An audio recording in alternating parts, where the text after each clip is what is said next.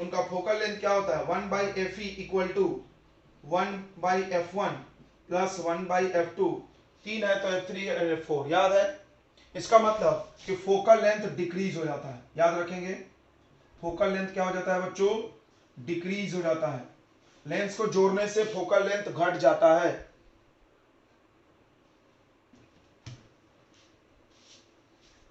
तो दो लेंस को जब आप कंबाइन करोगे, ध्यान रखना, और लेंस कांटेक्ट में होना चाहिए बच्चों, लेंस काय में होना चाहिए, कांटेक्ट में, ये माइंड कर लीजिए आप दिमाग में, और थीन लेंस होना चाहिए, दो बातें।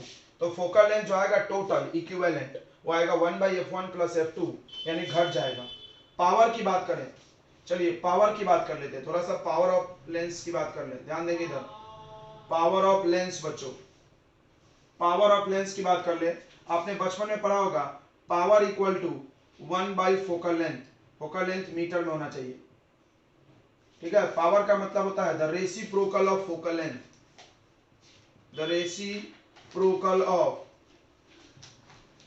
Focal length of lens is called power. Focal length के उल्टा को क्या बोलते हैं हम लोग बच्चों, पावर बोलते हैं। पावर का मतलब क्या होता है हम तो आपको बता रहे हैं, ध्यान सुनो, इसका मीनिंग समझना। द एबिलिटी टू कन्वर्ज और diverge light rays, the ability to converge और diverge light rays, light rays को कन्वर्ज और डाइवर्स करने की एबिलिटी।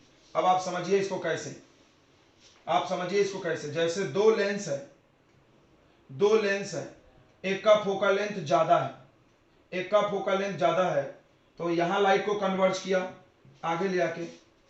दूसरा लेंस है जिसका फोकल लेंथ छोटा है, तो वो लाइट को यहीं कन्वर्ज कर दिया, पास में, पास में कर दिया बच्चों।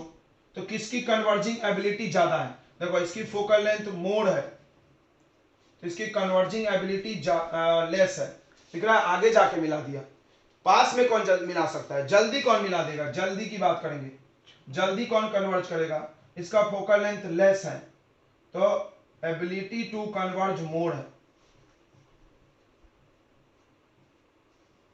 एबिलिटी टू कन्वर्ज लाइट मोर है बच्चों, ज्यादा, और इसका फोकल लेंथ ज्यादा है, फोकल लेंथ ज्यादा है तो ability to converge light less है, लाइट को कन्वर्ज करने की एबिलिटी कम है बच्चों, बहुत अच्छे। तो पावर समझ में आ गया होगा। पावर का एसआई यूनिट डायोप्टर होता है, जानते होंगे ना, एसआई यूनिट ऑफ पावर क्या होता है, डायोप्टर, डायोप्टर होता है, जाने होंगे 10 में पढ़े। अब आप साइन की बात कर लो, दो प्रकार के लेंस पढ़े हो आप, एक कॉन्वेक्स लेंस और दूसरा कॉनकेव लेंस, ध्यान से समझना, दूसरा कॉनकेव लेंस। सबसे पहले नेचर देख लो आप इनका कैसा होता है। कॉन्वेक्स लेंस ऐसा होता है, ये लाइट को क्या करती है, कन्वर्ज करती है कि डाइवर्ज करती है, कन्वर्ज करता है। और कॉनकेव लेंस ऐसा होता है बच्चों, ये लाइट को करता है डाइवर्ज, ये लाइट को कर देता है डाइवर्ज। ओके, अब बात करते हैं फोकल लेंथ की।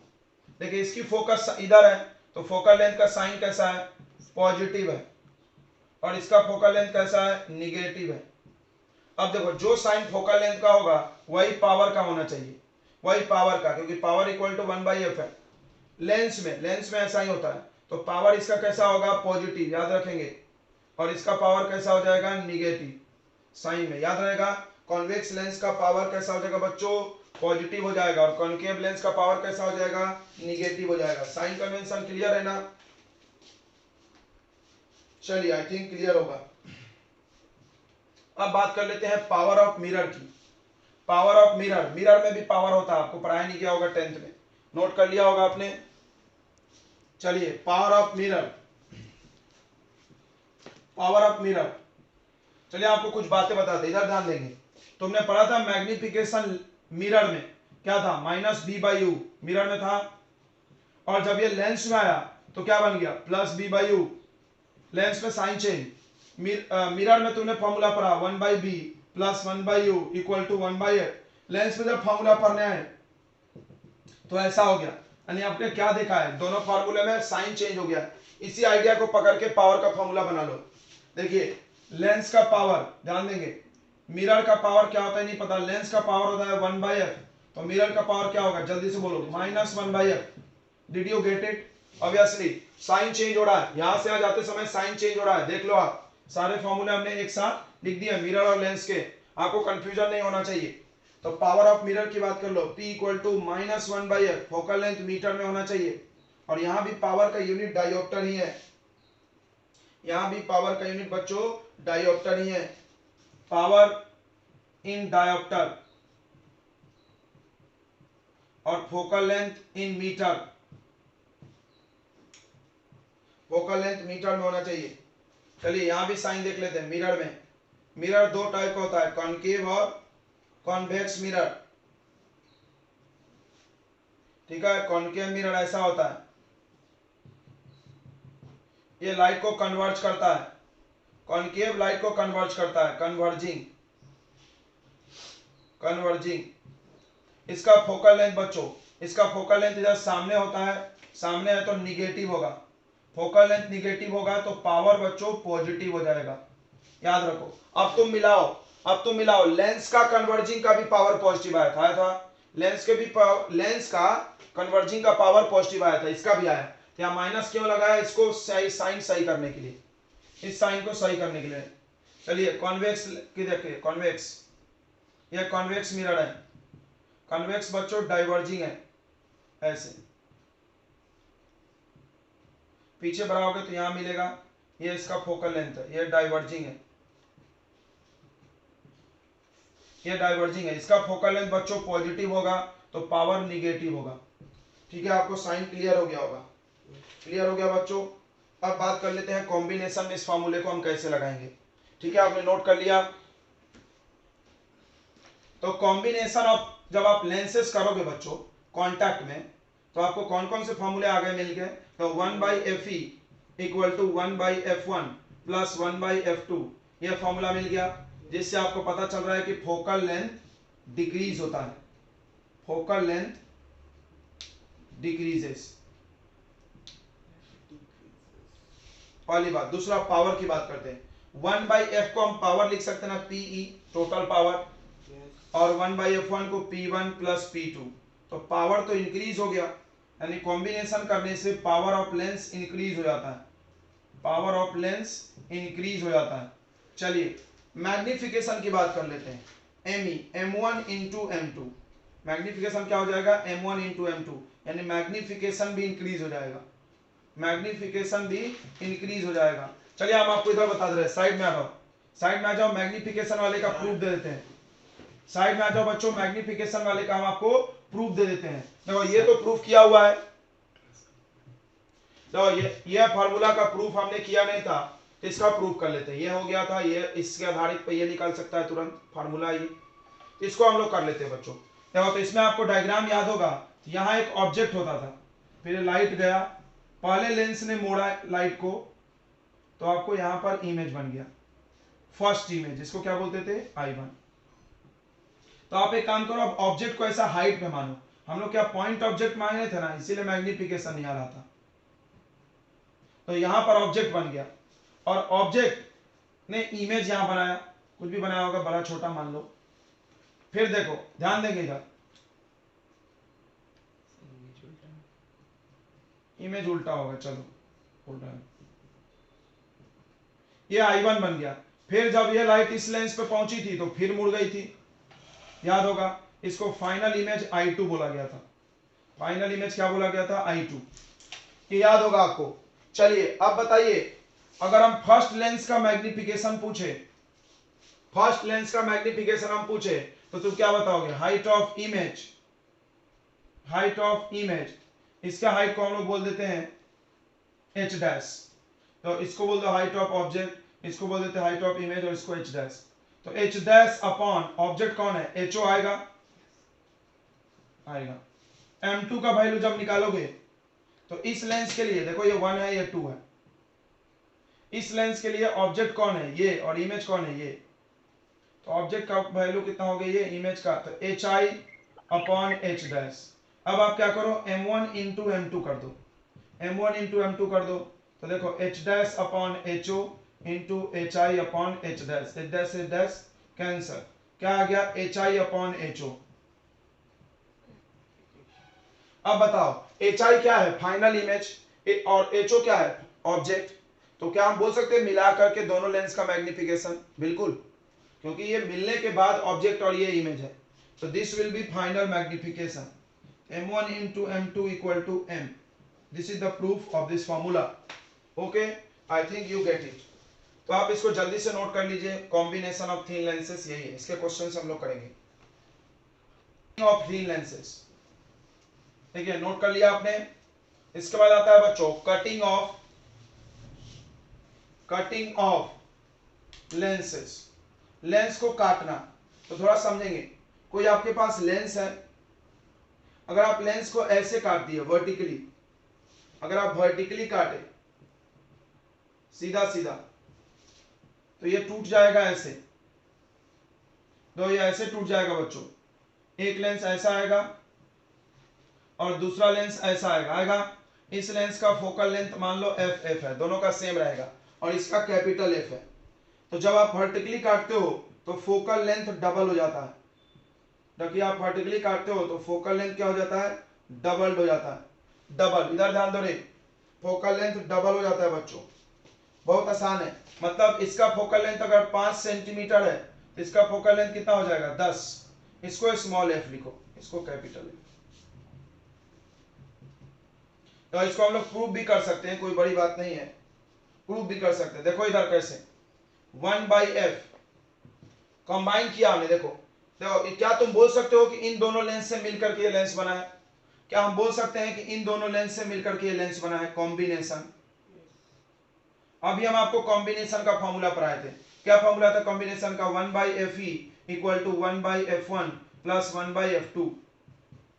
मतलब जिन दो लेंस को जोड़ करके एक फाइनल लेंस बना हो तो आप ऐसे में आ सकते हो फॉर्मूला। तो बताओ इधर ध्यान दे, इसका फोकस क्या है f, इसका भी फोकस क्या है f ही है, और इसका फोकस 1/स्मॉल f, ये कितना आ गया two by capital F equal to one by small f। Cross कर दो तो capital F equal to 2 times of small f, तो capital F equal to 2 times of small f, यानी ये 5 है तो ये 10 हो जाएगा। एक एग्जांपल दिया हमने 5 10। तो वर्टिकली जब आप किसी लेंस को काटते हो तो फोकल लेंथ बच्चों क्या हो जाता है डबल हो जाता है, याद रहेगा। अब आते हैं हॉरिजॉन्टली काटेंगे तो क्या होगा, फोकल लेंथ डबल होगा तो पावर क्या होगा बताओ, इतना तो दिमाग होगा, फोकल लेंथ बढ़ा तो पावर घटा, मैग्निफिकेशन क्या हुआ आप समझ जाओ, m इक्वल टू क्या होगा m1 इंटू m2। तो आप ये चीज दिमाग लगा लेना। ओके, हमने आपको फॉर्मूला पढ़ा दिया। दूसरा हॉरिजॉन्टली,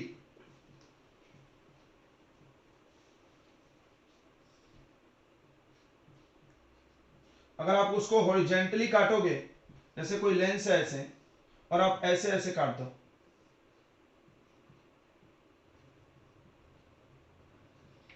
डू नॉट चेंजेस। अगर आप उसको हॉरिजॉन्टली काटोगे बच्चों तो फोकल लेंथ चेंज नहीं होगा, याद रखना। अगर आप हॉरिजॉन्टली काटोगे तो उसका फोकल लेंथ चेंज नहीं होगा। अगर आप दो लेंस को ऐसे हॉरिजॉन्टली काट दोगे तो फोकल लेंथ चेंज नहीं होगा, सेम रहेगा। ठीक है, नोट कर लीजिए इसको, बहुत इंपॉर्टेंट ज्ञान है ये, इस पे क्वेश्चन मिलते हैं। ठीक है, जल्दी करें। देखिए बच्चों, silvering of one surface of lens. देखिए बच्चों, अगर आप बोर्ड वाले हैं, बोर्ड बैच से पढ़ रहे हैं, सिर्फ आपको बोर्ड से मतलब है, तो ये टॉपिक आप स्किप कर दीजिए। ठीक है, आपके लिए नहीं है। एक्चुअली ये टॉपिक JEE एडवांस में आता है, मेंस में भी नहीं आता है, तो उसके लिए पढ़ाया जाता है। कुछ टॉपिक आपको हम जो एक्स्ट्रा पढ़ाते हैं वो मेनली मेंस और एडवांस के सिलेबस का होता है। तो देखिए, silvering of one surface of lens, इसमें क्या पढ़ाया जाता है कि आपके पास कोई लेंस है, कॉनकेव हो कॉन्वेक्स हो कुछ भी चलेगा, उसके एक सरफेस पर हमने ऐसे सिल्वर पॉलिश मार दिया, हो सकता है ऐसा। तो अब होगा क्या इसमें, देखो तो सिल्वर पॉलिश तो मिरर में होता है, आप मिरर देखे होगे बच्चों, मिरर क्या करता है, लाइट को रिफ्लेक्ट कर देता है सिल्वर के बाद। तो अब क्या होगा, अब इसमें होगा क्या, देखो यहां से जब ऑब्जेक्ट है, आप इसको ऐसा समझो, you should think like this, कि ये इसमें दो चीज है, एक लेंस हो गया और दूसरा क्या हो गया, मिरर। दो चीज अलग अलग कर दो, एक लेंस और एक मिरर, याद रखो। तुम इसको ऐसा तोड़ के सोचो, बट एक्चुअली एक पे एक है। लेंस पे हमने पेंट मार दिया तो लेंस तो रहेगा ही रहेगा, उसके साथ साथ वो किसके जैसा बिहेव करेगा, मिरर। और मिरर ये देखो ऐसा टेढ़ा है तो कौन सा मिरर हो गया, कॉन्केव मिरर। कौन सा मिरर हो गया, कॉन्केव मिरर। लेंस कौन सा हो गया, कॉन्वेक्स लेंस। और मिरर कौन सा हो गया, कॉन्केव मिरर। अब इसमें होगा क्या, जब भी लाइट चलेगा यहां से ऑब्जेक्ट, तो देखो यहां लाइट जाएगा, यहां पर जाएगा बच्चों, लेंस से एक बार लाइट मुड़ेगा, लेंस से मुड़ के मिरर पे जाएगा, और मिरर से लाइट वापस आएगा और फिर यहां से मुड़ के निकलेगा। मतलब आप क्या देखोगे, आप क्या देखोगे बच्चों, हम बता रहे हैं कि यहां पर दो बार, 2 टाइम्स रिफ्रैक्शन होगा। होगा क्या 2 टाइम्स रिफ्रैक्शन? क्यों होगा 2 टाइम्स रिफ्रैक्शन, जाते समय रिफ्रैक्शन और आते समय। और रिफ्लेक्शन कितने बार होगा, एक बार, एक बार रिफ्लेक्शन होगा। क्या आपको ये बात क्लियर है, डिड यू गेट इट? चलिए इसको यहां भी ड्रॉ कर देते हैं। तो देखो यहां से लाइट गया, यहां से लाइट गया तो एक बार मुड़ गया, कन्वर्ज है तो ऐसे कन्वर्ज हुआ, ध्यान देना। और फिर यहां से लाइट आते समय फिर एक बार मुड़ेगा ऐसे, ये इमेज बन गया इसका। देख लीजिए, देख लीजिए बच्चों ध्यान से, बहुत इंपॉर्टेंट है ये। तो आप देखो 2 बार रिफ्लेक्शन और एक बार रिफ्रैक्शन, 2 बार रिफ्लेक्शन, सॉरी 2 बार रिफ्रैक्शन और एक बार रिफ्लेक्शन। यहां का इमेज बना, ठीक है, ओके। तो सबसे पहली बात, द इंपॉर्टेंट थिंग इज, ध्यान दो, अब बताओ ये मिरर की तरह बिहेव कर रहा है कि लेंस की तरह? तो लाइट जाके वापस आ रही है, तो ये क्या है, मिरर है कि लेंस है? मिरर है। तो होल सिस्टम, सबसे पहला point, the overall system, the overall system behaves like mirror. सबसे पहली बात, सारी चीजें मिरर के रूल लगेंगे इसमें। पूरा का पूरा सिस्टम मिरर के जैसा काम कर रहा, पूरा का पूरा सिस्टम किसके जैसा काम कर रहा, मिरर के जैसा काम कर रहा है, याद रखना। दूसरी बात, we can calculate equivalent focal length, ध्यान दो, we can calculate equivalent focal length. हम लोग इसमें इक्विवेलेंट फोकल लेंथ निकाल सकते हैं इस कॉम्बिनेशन का, दिस कॉम्बिनेशन। क्या क्या कॉम्बिनेशन है इसमें, लेंस और मिरर। कैसे निकाल सकते हो, ध्यान दो इधर, कैसे निकाल सकते हो? तो 1/Fe equal to 1 by focal length किसका, लेंस का, ध्यान देना, लेंस का, प्लस 1 बाई फोकल लेंथ किसका, मिरर का, plus 1 by focal length lens का। बताओ लेंस 2 बार क्यों जोड़े, लेंस 2 बार क्यों जोड़े? क्योंकि गया तो भी लेंस मिल रहा था और आया तो भी लेंस मिला, यानी 2 लेंस की तरह है ये, ध्यान देना। तीसरा देखा, तीसरा, we will apply mirror formula. देखो ये मिरर की तरह बिहेव कर रहा है, ये पूरा सिस्टम किसके तरह बिहेव कर रहा है, मिरर की तरह, पूरा मिलकर के मिरर है। तो मिरर फॉर्मूला लगाना है, to find position of image. अगर आपको पता करना है कि इमेज कहां बना, तो तुम मिरर फॉर्मूला लगाओ। Mirror formula 1/b plus 1/u equal to f। तुमको डायरेक्ट भी बताया गया होगा ना, v इक्वल टू क्या होता है, uf upon u minus f। Mirror formula है तो u माइनस f, याद होगा। पूरा सिस्टम मिरर की तरह बिहेव कर रहा है, ध्यान देना इस बात को, ओके। अब ध्यान दो, इसके बाद अगला पॉइंट सुनेंगे। तुम यहां पर इक्विवेलेंट पावर भी निकाल सकते हो। We can calculate equivalent power. We can calculate बच्चों इक्विवेलेंट पावर कैलकुलेट कर सकते हैं। कैसे? तो देखो यहां से Pe equal to power of lens plus power of mirror plus power of lens. Power of lens किसका बराबर होता है? पावर ऑफ लेंस होता है 1 by focal length of lens, और पावर ऑफ मिरर किसके बराबर होता है? -1 by focal length of mirror. तो ये आप 3 बार हमने क्यों लिया? 3 बार क्यों लिया? क्योंकि जो लाइट गया है, देखो जो लाइट ट्रेवल हुआ है बच्चों, ध्यान रखना, लाइट कहां से गया? पहले लेंस टू मिरर, फिर मिरर टू वापस लेंस। 2 बार लेंस में आया है और 1 बार मिरर में, इसीलिए हम ऐसा लिए हैं। तो नोट कर सकते हैं आप चीजों को, समझ में आ रहा है? देखिए ये आपको करना है, बहुत आसान है। अच्छा, अगर मान लो आपको फोकल लेंथ भी नहीं पता है, मान लो आपको फोकल लेंथ भी नहीं पता है, थोड़ा सा डायग्राम हटा रहे हैं हम। मान लो आपको फोकल लेंथ भी नहीं पता, देखो स्टेप्स है ये सब, 1 2 3, चौथा स्टेप्स, 5वां स्टेप।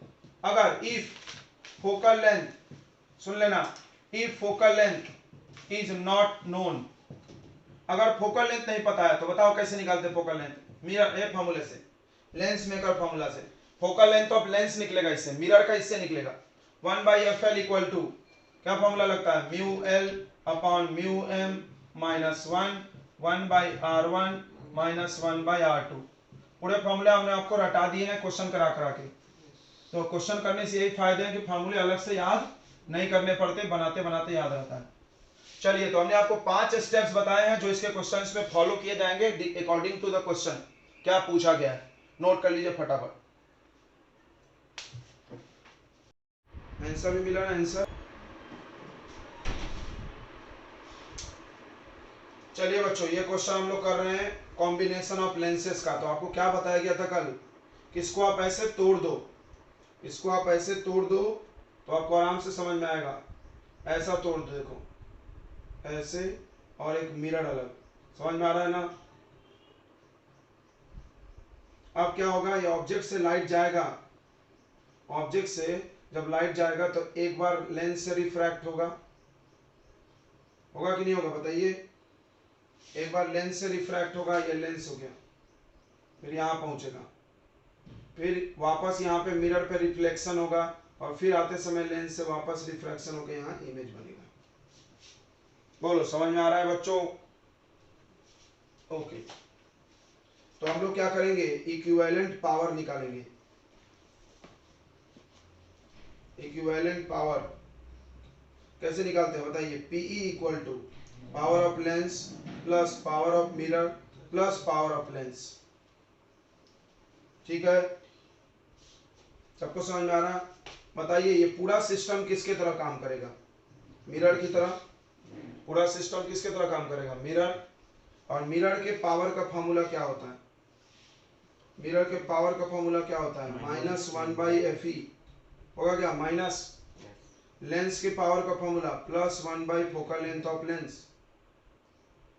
मिरर के पावर का formula -1 by focal length of mirror. ये तो इंफिनिटी है ना? प्लेन मिरर का फोकस कितना होता है? इंफिनिटी होता है।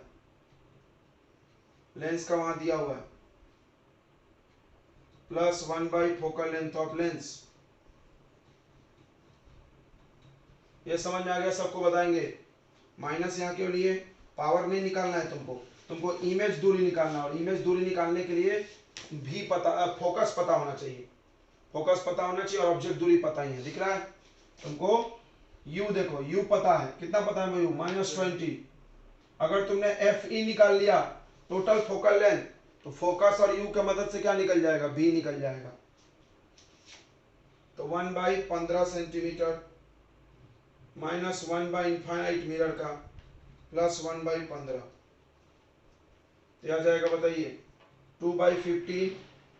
तो फोकल लेंथ आ जाएगा -15 by 2 centimetre. Focal length minus में आ गया। बताइए कौन सा मिरर की तरह काम कर रहा है ये? फोकल लेंथ माइनस में किस मिरर का होता है? कॉनकेव, कॉनकेव का होता है ना? याद रखो इस बात को, यहां से सब कुछ पता चलता है। सो इट बिहेव्स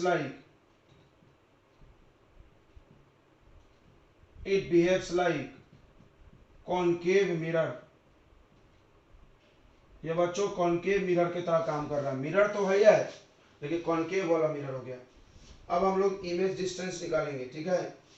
अब हम लोग इमेज डिस्टेंस निकालेंगे, ध्यान दीजिए इधर।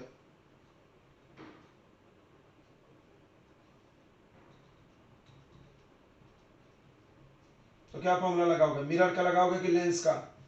बताओ बच्चों, मिरर का फॉर्मूला लगेगा कि लेंस का लगेगा? यहाँ प्लस होगा कि माइनस होगा, जल्दी बोलिए। यहाँ मिरर फॉर्मूला लगेगा कि लेंस फॉर्मूला? बताओ बच्चों, कल सिखाया हमने। मिरर फॉर्मूला लगेगा कि लेंस फॉर्मूला लगेगा? चलिए ये क्वेश्चन समझ में आ गया। एक प्लेनो कॉन्वेक्स लेंस है, ऑब्जेक्ट डिस्टेंस 20 पे है, फोकल लेंथ 15 है। Find the position of final image.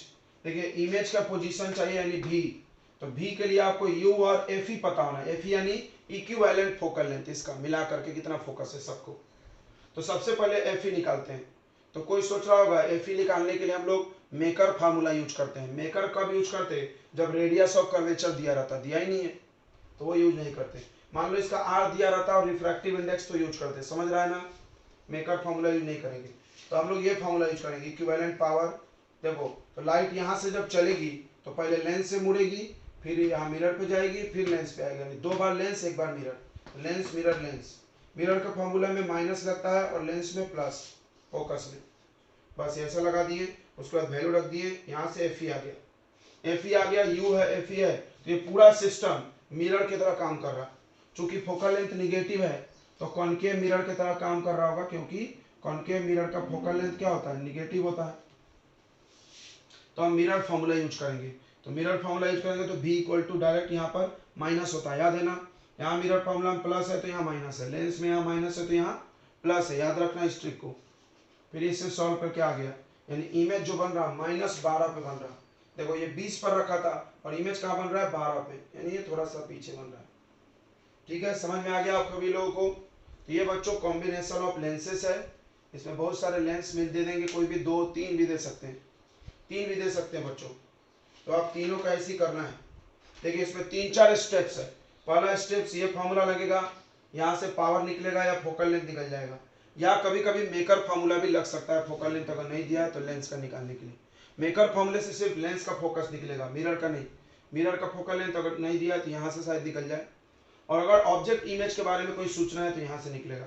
अगर मैग्निफिकेशन भी दे दिया तो आप मैग्निफिकेशन भी सबका मल्टीप्लाई कर देना, तो हाइट भी आ जाएगा। ठीक है, आई होप कर लेंगे आप लोग, कर लेंगे। चलिए तो आगे हम लोग बच्चों प्रिज्म पे चल रहे हैं। प्रिज्म,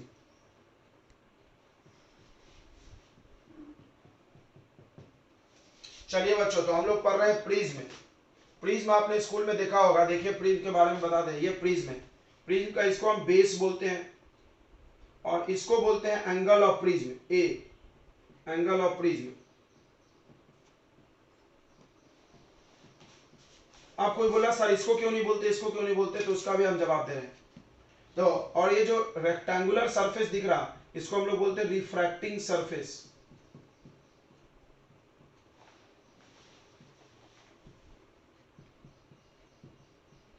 इसी सरफेस से लाइट घुस के रिफ्रैक्शन होता है।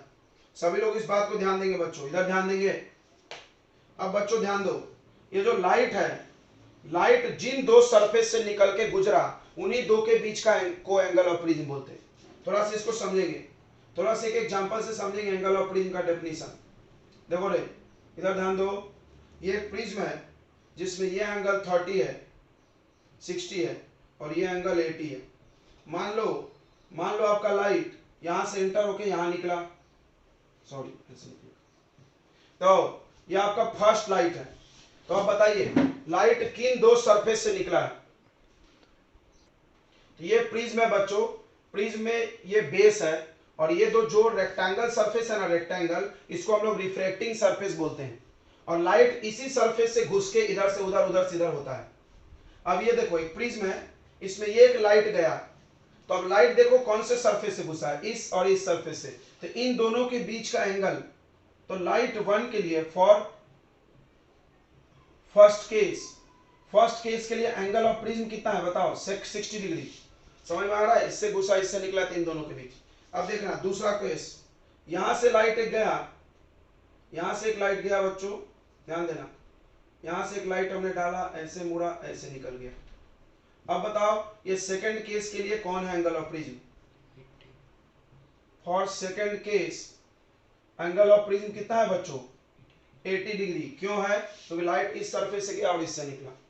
पहली बात ध्यान रखना, कुछ चीजें हैं जो आपको बहुत दिमाग में रखना चाहिए। फर्स्ट पॉइंट कि लाइट जिस दो फेस से निकलता है उसी को हम एंगल ऑफ प्रिज्म बोलते हैं। तीसरा बच्चों ध्यान देंगे, तीसरा बहुत इंपॉर्टेंट बात है, आप ग्लास स्लैब जानते होंगे। ग्लास स्लैब जानते हैं क्या? यह है ग्लास स्लैब।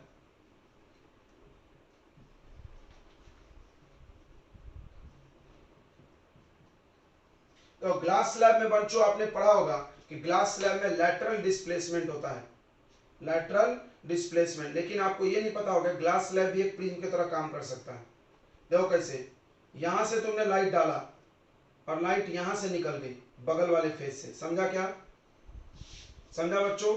इस फेस पे डाले और इस ऊपर वाले से लाइट निकल गई, तो ये दो फेस से काम आया, तो ये होगा एंगल ऑफ प्रिज्म। देखो तो होगा क्या एंगल ऑफ प्रिज्म? प्रिज्म जैसा लग रहा है? आप इमेजिन करिए, तो यहां पर ये प्रिज्म की तरह काम कर रहा है ग्लास स्लैब। और अगर लाइट, ध्यान देंगे, अगर लाइट यहां से घुसा, फिर अंदर अंदर ट्रेवल हुआ और फिर यहां से निकला, बताओ अपोजिट फेस से, समझ में आ रहा है? तो ये किसके जैसा काम करेगा बताइए? ग्लास स्लैब की तरह। किसके जैसा काम करेगा? ग्लास स्लैब की तरह। याद रखेंगे इसको भी कि glass slab also behaves like prism if light enter from one surface and emerge out from adjacent surface। ठीक है, दो बगल वाले, adjacent समझता है कि adjacent समझता है? बगल वाला। जैसे ये सरफेस है, इसके बगल में ये है, सामने वाला, ऊपर वाला, पीछे वाला, नीचे वाला। उस सरफेस को जितने लोग टच कर रहे हैं, उस सरफेस को जितने लोग टच कर रहे हैं उसका एडजेसेंट है। अगर उससे लाइट निकल गया तो किसके तरह काम करेगा? प्रिज्म। लेकिन अगर लाइट इससे घुसा और सामने वाले से निकला, इधर से घुसा इधर से निकला, तो किसके तरह काम करेगा?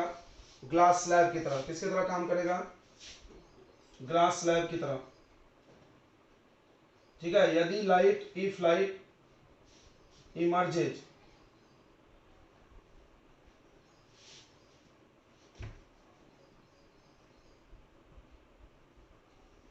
From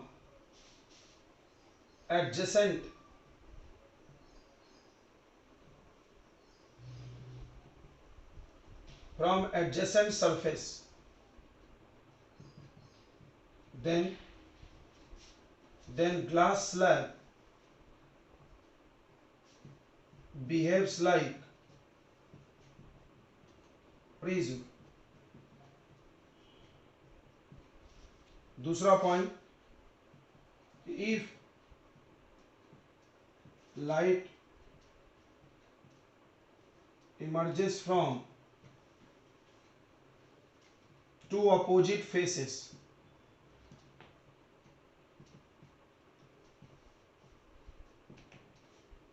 then it behaves like slab, glass slab। और ग्लास स्लैब में होता है लैटरल डिस्प्लेसमेंट। पढ़े होगे ना, फार्मूला हमने पढ़ाया तुमको, फार्मूला ही पढ़ाया लैटरल डिस्प्लेसमेंट का, हमने आपको फार्मूला ही पढ़ाया होगा बच्चों, याद है ना? थिकनेस पे डिपेंड करता है, डेल्टा एंगल ऑफ डेविएशन पे आपको पढ़ाया गया। चलिए इतनी बातें समझ में आ गई, तो हम लोग आते हैं प्रिज्म के बारे में। तो प्रिज्म क्या हो गया? प्रिज्म के डेफिनेशन जान के क्या करोगे? एंगल ऑफ प्रिज्म का डेफिनेशन जान लो। क्या एंगल ऑफ प्रिज्म? तो दो रिफ्रैक्टिंग सरफेस, देखो ये दो रिफ्रैक्टिंग, देखो ये दो रिफ्रैक्ट कर रहा तो ये एंगल, ये दो रिफ्रैक्ट कर रहा तो ये दो एंगल। ठीक है, तो एंगल ऑफ प्रिज्म का आप डेफिनेशन जान ले। कोई बोला प्रिज्म क्या है, तो प्रिज्म बोला कि ग्लास का बना हुआ एक सरफेस है जिसमें दो गो ट्रायंगल और कितने रेक्टेंगल है? 3 गो। समझ गया? लाइट को रिफ्रैक्ट करती है। तो angle of prism, angle of prism का डेफिनेशन सुन लें। The angle between two refracting surfaces of prism is called angle of prism।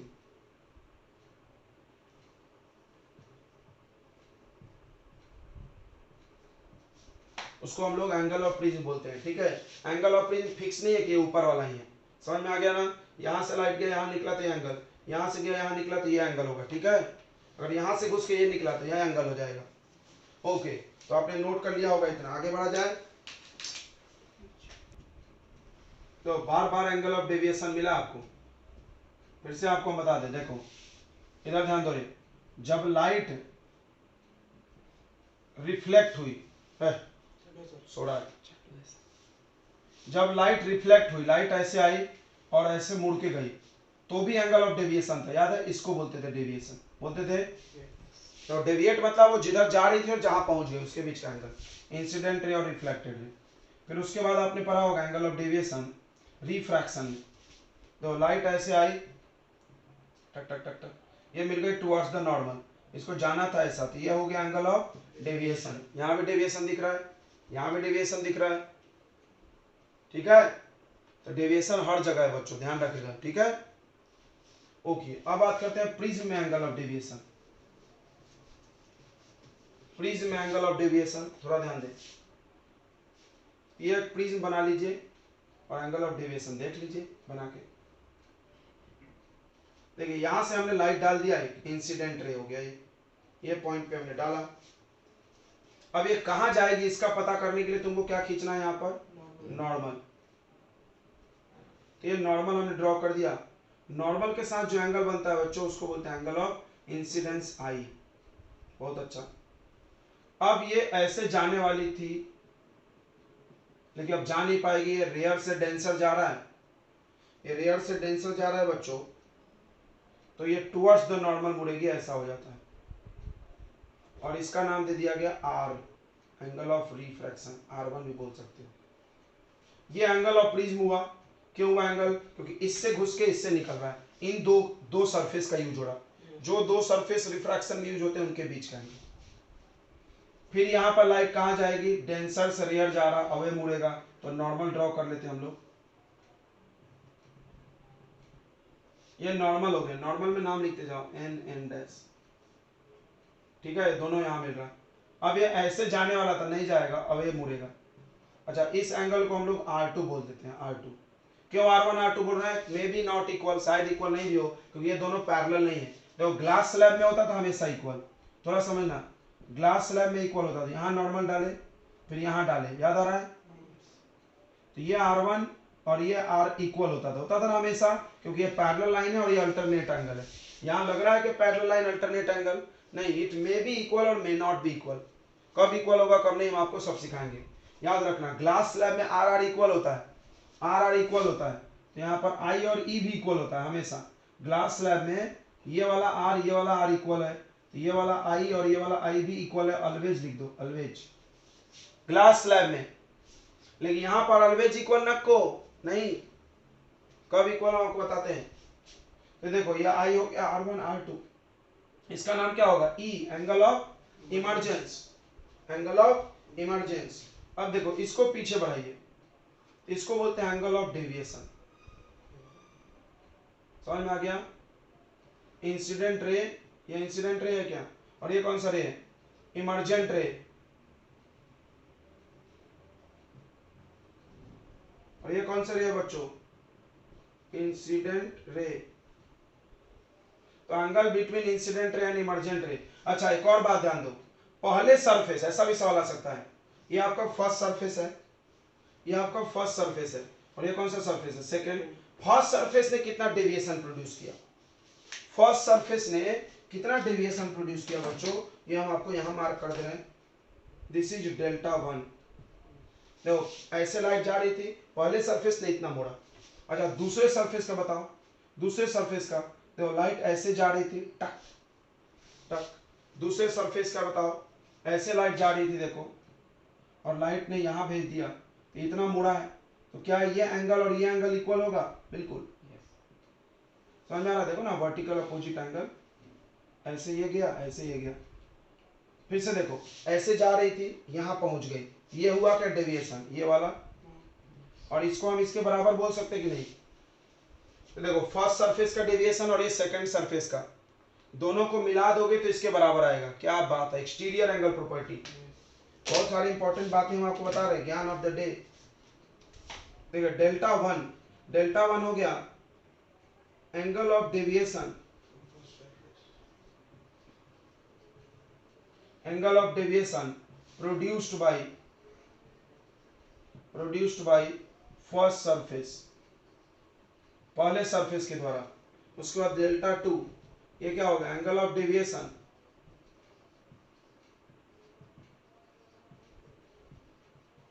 Produced by second surface, और डेल जो है वो एंगल ऑफ डेविएशन सिर्फ बोलते हैं इसको, angle of deviation of prism, पूरे प्रिज्म का। समझा अंतर? और आराम से तुम देख रहे होगे कि डेल इक्वल टू किसके है, del one plus del two है। कैसे हुआ, एक्सटीरियर एंगल, पढ़े हो तुम कभी ये रूल, एक्सटीरियर एंगल प्रॉपर्टी क्या होता है बच्चों, बताइए। आपको हम बता दे रहे, नहीं पता है तो बहुत काम पड़ेगा। एक ट्रायंगल है, उस ट्रायंगल का एक बाहर का एंगल, उसके एक बाहर का एंगल अंदर के दोनों एंगल का क्या होता है, सम होता है। फिर से, बाहर का एक एंगल अंदर के दो opposite, interior to opposite angle, अंदर के दो अपोजिट एंगल का सम होता है। ये पास वाला नहीं लेना है, दूर वाले। ठीक है, समझ में आ गया ना? वही रूल यहाँ लग रहा है, देखो ये बाहर का है, दो अंदर का। चलिए, इतनी बातें आपको समझ में आ गई होगी। तो what is angle of deviation? कोई पूछा एंगल ऑफ डेविएशन का डेफिनेशन बताओ, तो क्या बताओगे? The angle between incident ray and emergent रे, the angle between incident ray and emergent रे, यहाँ लिख लेते हैं हम लोग, the angle between incident ray and emergent ray is called angle of deviation। ध्यान देंगे। दूसरी बहुत इंपॉर्टेंट बात बताते हैं, याद रखना, नोट में लिख लो कि इन ग्लास स्लैब में, अभी बताए थे फिर बता दे रहे, देखिए ग्लास स्लैब में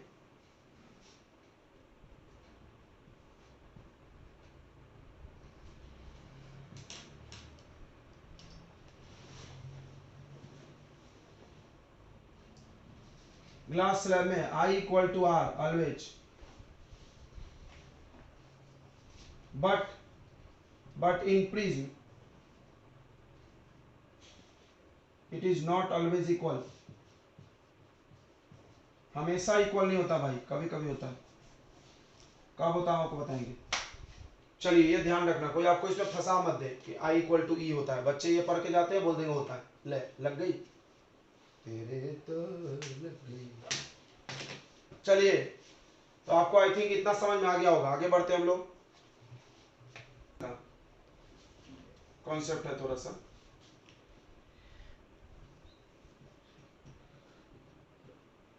ये सबको पता है कि कोई भी सरफेस हो, तो कोई भी सरफेस हो, इधर ध्यान दे, अगर लाइट डेंसर से रेयर जा रहा है और लाइट आके गिरा, और आप यहाँ पे नॉर्मल बनाइए, टक टक टक टक। मान लो ये ग्लास है, मान लो ये ग्लास है और ये एयर है, समझना। कांच से हवा में लाइट जा रहा था, कहाँ जा रहा है, कांच से। और तुमको पता होगा ग्लास से एयर का क्रिटिकल एंगल लगभग 42 डिग्री है, याद है? क्रिटिकल एंगल 42 है, इससे ज्यादा नहीं है। मान लो हमने लाइट जो डाला वो 45 पे डाल दिया, तो क्या होगा, लाइट इधर जाएगी कि नहीं जाएगी? नहीं जाएगी। लाइट इधर जाएगी कि नहीं जाएगी बच्चों? बताएंगे। दूसरा कहानी, ये कांच है आपका, ये नॉर्मल है, ये हमने लाइट डाला और हमने डाल दिया 30 डिग्री पे। ये दोनों केस में क्या होगा बच्चों, जल्दी से बता दें, क्या होगा बच्चों? इसमें लाइट चली जाएगी इधर, तो किधर जाएगी, अवे की टुवर्ड्स, अवे मुड़ जाएगा। रेयर से डेंसर जाता है तो लाइट किधर मुड़ जाता है, अवे, आई से बड़ा आर हो जाता है। और इसमें होगा टी आई आर, क्योंकि ये क्रिटिकल एंगल से ज्यादा है तो ये वापस मुड़ जाएगा। यहाँ हो गया टी आई आर और यहाँ हो गया रिफ्रैक्शन। तो कब क्या होगा, ये डिसीजन आपको लेना है। You have to take the decision. I am telling you the critical angle का वैल्यू हम आपको बता सकते हैं, बता दिए। बाकी आपको खुद डिसाइड करना है कि लाइट उधर जाएगी कि नहीं जाएगी। ठीक है, जा भी सकता है, देखो डेंसर से रेयर में गया भी, नहीं भी गया, कब गया कब नहीं गया आपको समझ में आ गया होगा। बस यही क्रिटिकल टोटल इंटरनल रिफ्लेक्शन, इतनी बात समझ में आनी चाहिए। तो पहला क्वेश्चन प्रिज्म पे इसी आधार पर कराया जाता है, आपने नोट कर लिया होगा। पहला क्वेश्चन बच्चों इसी कॉन्सेप्ट पे है, इसमें ध्यान देंगे। क्वेश्चन क्या है कि आपके पास एक प्रिज्म है, या बनाए होगे, जिसका 45 एंगल प्रिज्म है। इसको हम लोग राइट आइसोसेलस प्रिज्म बोलते हैं। क्या बोलते हैं? Right isosceles prism. ऐसा लिख के आए तो आप ऐसा डायग्राम बनाना। क्वेश्चन है complete the path of light. Question यही है सब में, तो रास्ते आपको बनाने उसके कहां जाएगा। लाइट यहां पर ऐसे डाल के छोड़ दिया गया, बताइए कहां जाएगा। तो बहुत आसान है, हम आपको बता दे रहे हैं। ये एयर है, ये कांच है, तो समझ ही रहा आपको। सबसे पहला, लाइट अगर किसी सरफेस पर नॉर्मल आए, किसी भी सरफेस पे परपेंडिकुलर आए, तो उसका कुछ नहीं होता, रिफ्रैक्शन भी नहीं होता, रिफ्लेक्शन भी नहीं होता। याद है ना ये? तो कैसे जाएगी लाइट? सीधे चल जाएगी सट से। ओके, अब यहां पर आप नॉर्मल बनाइए ऐसे, और गेस करो ये एंगल कितना होगा। चलो हम बताते हैं। तो ये 45 है, ध्यान देंगे हम दूसरे पेन का इस्तेमाल कर रहे हैं। ये 45 पहले से दिया, इसीलिए ये 90 हो गया। तीनों एंगल मिला करके कितना होना चाहिए? 180। तो उस हिसाब से ये भी कितना होगा? 45। अच्छा, ये जो नॉर्मल होता है वो यहाँ 90 बनाता है क्या ऐसे सरफेस पे? नॉर्मल क्या होता है सरफेस पर? 90। तो अगर ये वाला 45 है तो ये वाला कितना आएगा? 45। और आपको अभी हम बताए थे critical angle for the glass is how much? 42। तो क्या होगा इस लाइट का? इधर निकलेगी कि नहीं निकलेगी? तो किधर मुड़ेगी? किधर आएगी? टुवर्ड्स बोल रहा है। जब निकलेगी नहीं तो टुवर्ड्स की बात कहां से आ गई? मतलब सेम एंगल से रिफ्लेक्ट होगी। तो किधर आएगी? नीचे आएगी कि सरफेस पर आएगी? सोचो। नीचे सरफेस। नीचे आ जाएगी। 45 डिग्री का एंगल बनाना चाहिए उसको, फिर से 45 90 हो जाएगा, तो सीधे निकलेगी। यहाँ पर देखो, यहाँ पर क्या होगा इसके साथ? ये सरफेस पर परपेंडिकुलर गिर गई, तो कैसा होगा? परपेंडिकुलर रहा तो कैसे होती है?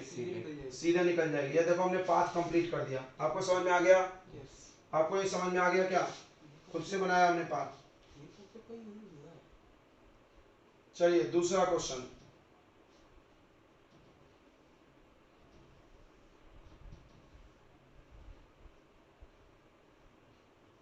ये 30 डिग्री है, ये 90 डिग्री है, ये 60 डिग्री है।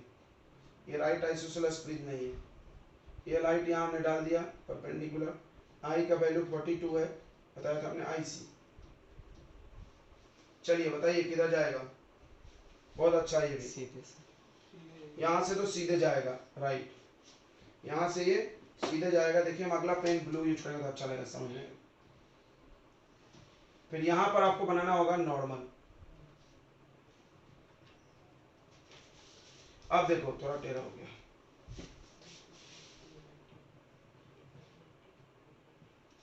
देखिए ये 30 है, ये 90 होगा, ये कितना होगा बताओ? 60। अच्छा ये पूरा 90 होगा ना, तो ये कितना आएगा बताओ? 30।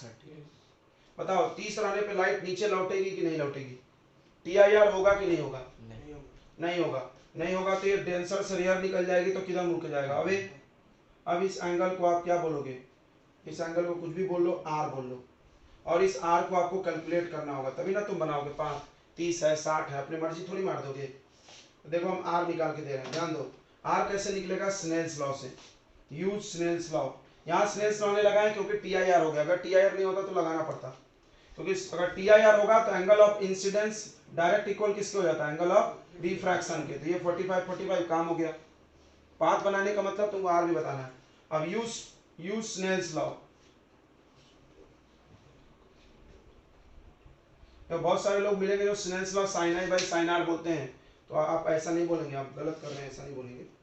ठीक है, ये कांच है और ये एयर है। आपको हम सिखाए होंगे कि जिस मीडियम से लाइट जा रहा है उसका एंगल याद है? याद है क्या? देखो ग्लास से जा रहा तो mu of glass into sine of I. I बोलो, आर बोलो, एक्स बोलो, वाई बोलो, जेड बोलो, कुछ भी बोलो, जो मीडियम उसका रिफ्रैक्टिव इंडेक्स उसका एंगल, ठीक है, equal to mu of air और इनटू साइन आर। आ गया समझ में एक बार मेरा? ये आसान है। तो ग्लास का रिफ्रैक्टिव इंडेक्स सबको पता है 1.5 होता है। कितना होता है? 1.5 होता है। और साइन आई का वैल्यू होता है साइन 30। म्यू ऑफ एयर 1 हो जाएगा इंटू साइन आर, ये आ जाएगा 3/2। 1.5 होता है 3/2। साइन 30 कितना होता है? 1/2। ये आ जाएगा बच्चों 3/4 equal to sine r. R निकालने के लिए साइन को इधर भेज देंगे, तो आंसर आ तो आप ऐसे छोड़ सकते हो। हम आपको इसका वैल्यू बता देते हैं, लगभग 49 डिग्री। तो आपको वैल्यू तो नहीं आएगा पेपर में निकालने, लेकिन आप ऐसे छोड़ देना आंसर। तो 49 डिग्री पर ये मुड़ेगी। कितने पर? 30 से आई थी और मुड़ के कितने पे जा रही है? 49 पे। समझ में आ गया क्या? चलिए नेक्स्ट क्वेश्चन करने को तैयार? नेक्स्ट क्वेश्चन करने को तैयार है क्या आप? देखिए दो ही हालत होगी यार, या तो TIR होगा या तो क्या होगा तुमको पता ही है।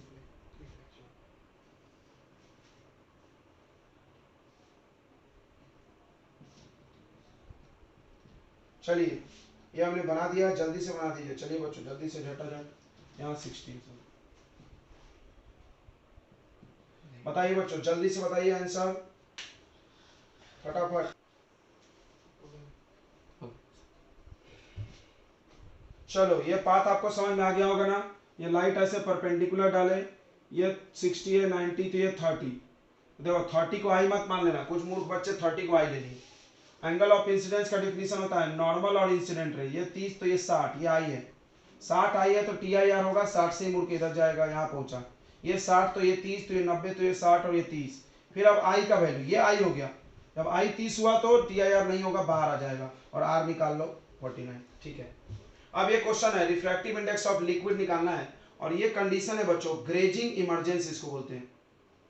क्या बोलते हैं इसको? Grazing emergence. याद रहेगा, जब लाइट ऐसे बाहर आए ना, TIR वाला कहानी है, पढ़े हो तुम, कि हमने खास एंगल पे डाला और R का वैल्यू 90 हो जाए। याद करो, TIR क्रिटिकल एंगल का डेफिनेशन है कि ऐसा एंगल ऑफ इंसिडेंस जिसके लिए R का वैल्यू 90 हो, उसको बोलते हैं क्रिटिकल एंगल। तो बताओ क्रिटिकल एंगल कितना है इस डायग्राम को देख करके? दिस इज कंडीशन ऑफ 30 है ना? फिर फंस गए जाल में, तुम लोग नहीं सुधरोगे। तुम लोग का बहेलिया वाला हाल है, कबूतर वाला। तुम लोग का कबूतर वाला हाल है। यहाँ जो गलती की है फिर यहाँ करने को तैयार है। वो 30 बोल रहा है, तुम लोग में आधे लोग 30 ही सोच रहे होंगे। ये नॉर्मल है, तो नॉर्मल और इंसिडेंट रे के बीच के एंगल को 30 बोलते लेते हैं। ये 30 कैसे ले लिया तुमने? 60 है। This is condition of grazing emergence. Grazing emergence के कंडीशन में जो आई का वैल्यू होता है उसको IC बोल देते हैं। तो क्रिटिकल एंगल की कहानी आ गई, क्रिटिकल एंगल की कहानी पता चल गई, बहुत आसान है, अच्छी बात है। अब तुमको याद होगा स्नेल्स लॉ भी लगा सकते हो, और नहीं तो डायरेक्ट फॉर्मूला भी है। क्या फॉर्मूला था? Sine IC equal to mu, ध्यान दो, पढ़ोगे ना 1/μ, पढ़े थे क्या? 1/μ पढ़े थे कि नहीं पढ़े थे बताओ? Sine IC equal to 1/μ। Mu किसका? म्यू बच्चों denser medium with respect to rarer medium. Denser medium with respect to rare medium, क्योंकि लाइट कहां से कहां जाना चाहिए? डेंसर से रेयर। तो आप इसको ऐसे तोड़ भी सकते हो, क्या? 1/μ डेंसर अपॉन म्यू रेयर, और ये पलट के ऊपर चला जाएगा तो क्या आएगा? म्यू रेयर अपॉन, याद रखना अगले वाले formula, sine IC equal to ऊपर में रेयर और नीचे में डेंसर। ये एक्चुअली ये याद करना आसान है, बिकॉज क्रिटिकल एंगल के लिए डेंसर से रेयर लाइट जाती है, तो DR लिखा है। ठीक है, सबको समझ में आ गया क्या? तो अब बताइए यहाँ रेयर मीडियम कौन है? लिक्विड है क्या? यहाँ रेयर मीडियम कौन है? लिक्विड। तो sine 60 degree equal to mu of liquid. और डेंसर मीडियम कौन है? प्रिज्म है। प्रिज्म का रिफ्रैक्टिव इंडेक्स दिया है कितना? √2। साइन 60 का वैल्यू डाल दो और निकल जाएगा, कर लेंगे। साइन 60 कितना होता है? √3/2। तो म्यू ऑफ लिक्विड आप आराम से निकाल लोगे यहाँ से अपॉन √2, इधर भेज देना, √2 से √2 काट देना, आंसर आता है mu of liquid √3 divided by √2। ठीक है, कर लेंगे ना। अरे √2 से 2 कटेगा, √2 बचेगा ना, इतना ही तो आएगा। चलिए, तो ये प्रिज्म का बच्चों TIR वाला कंडीशन है। अभी प्रिज्म में और बाकी है, एंगल ऑफ प्रिज्म का तो यूज हुआ ही नहीं अभी, तो वो हम लोग अगले क्लास में देखेंगे, डेविएशन और एंगल ऑफ प्रिज्म वाला। ठीक है, मंडे को।